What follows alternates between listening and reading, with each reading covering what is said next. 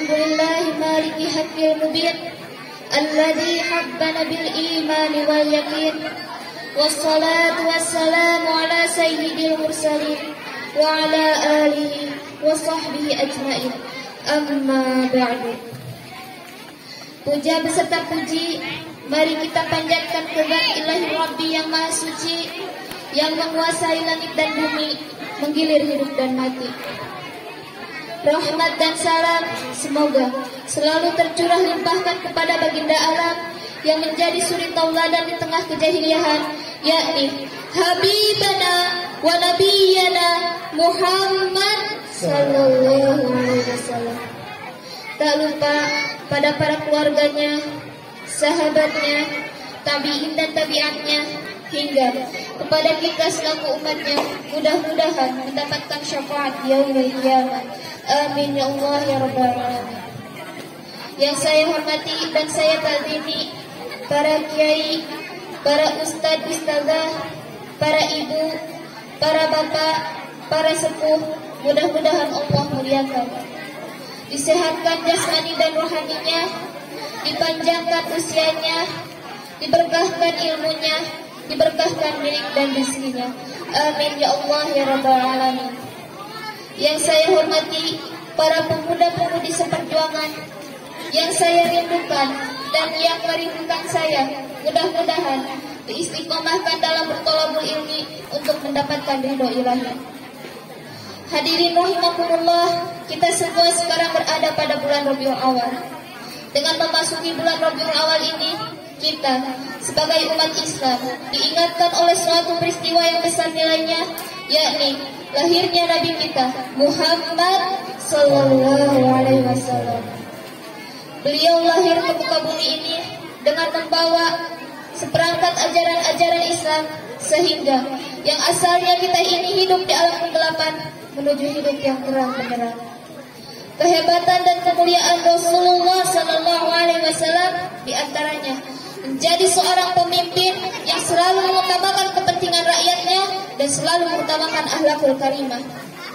Pada akhirnya mampu mengubah rakyat biadab menjadi beradab, yang dulu berseteru menjadi satu, yang dulu menyembah berhala kini menyembah Allah Subhanahu wa taala.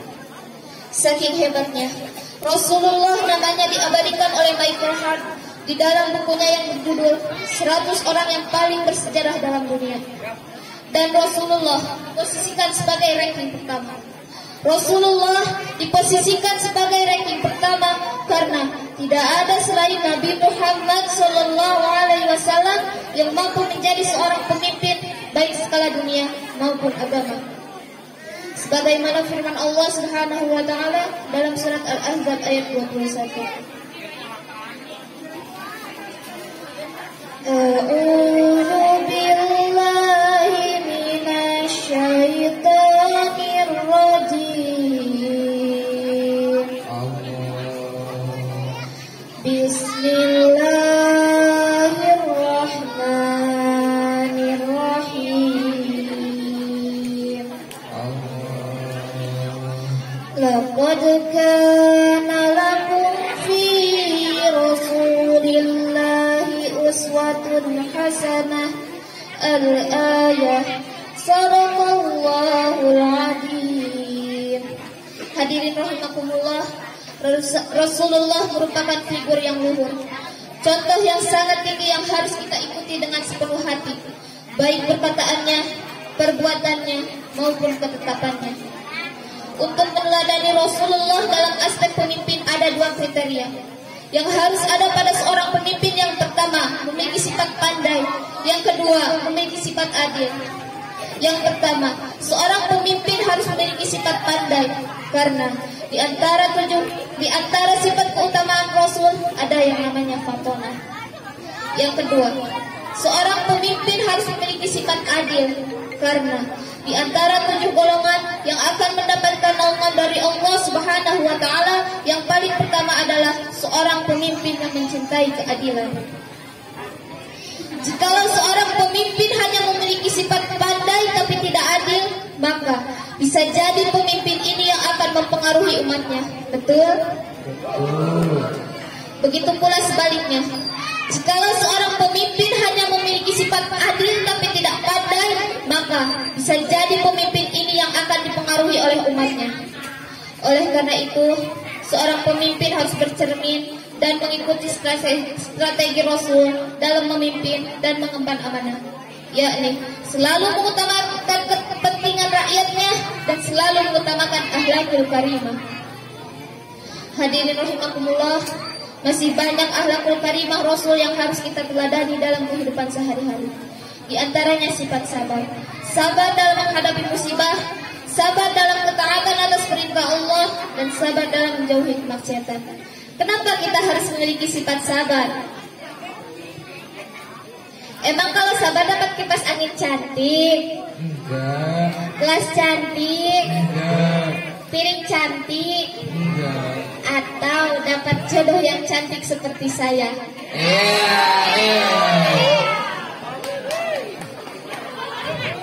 Jika kita sabar, pertama, dapat doa dari para malaikat-malaikat, sebagaimana firman Allah Subhanahu wa taala.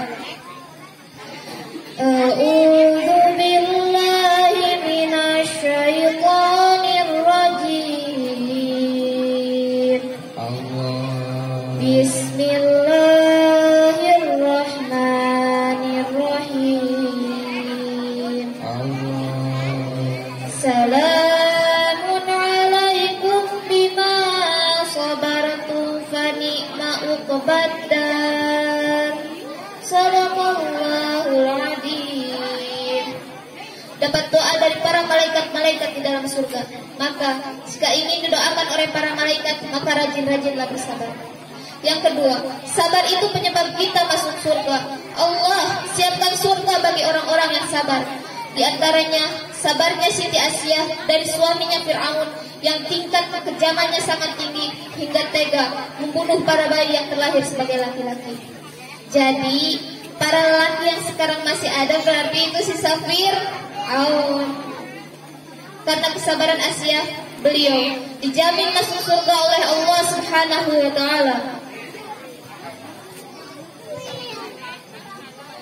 Bersabar kepada Allah, menjaga keikhlasannya.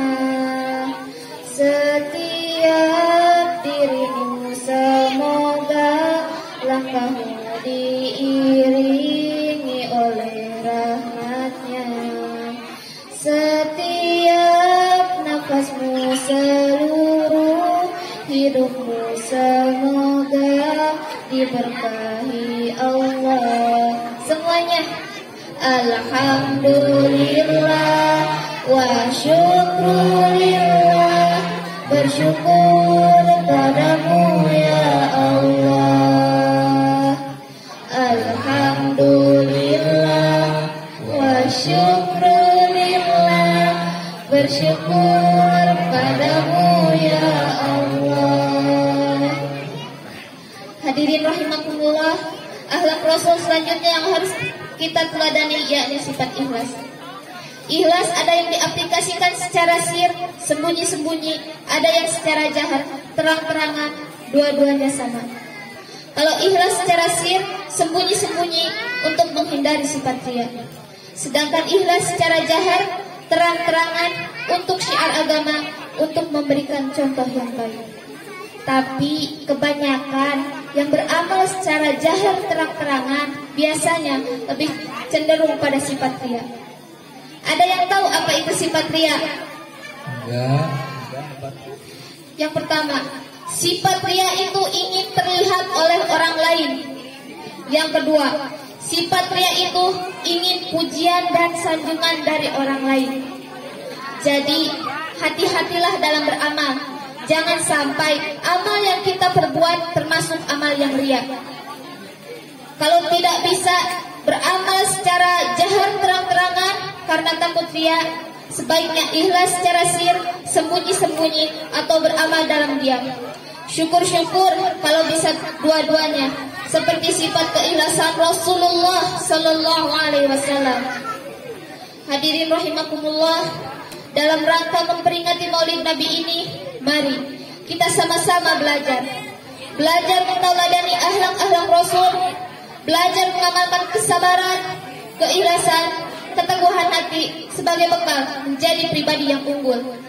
Kita jadikan prinsip hidup di dunia sebagai sumber panutan untuk menuju kehidupan yang sesungguhnya, yakni kehidupan akhirat yang kekal. Hadirin rahimakumullah, untuk mengenang Rasulullah Sallallahu Alaihi Wasallam yang sangat kita rindukan, mari kita sama-sama bersolawat.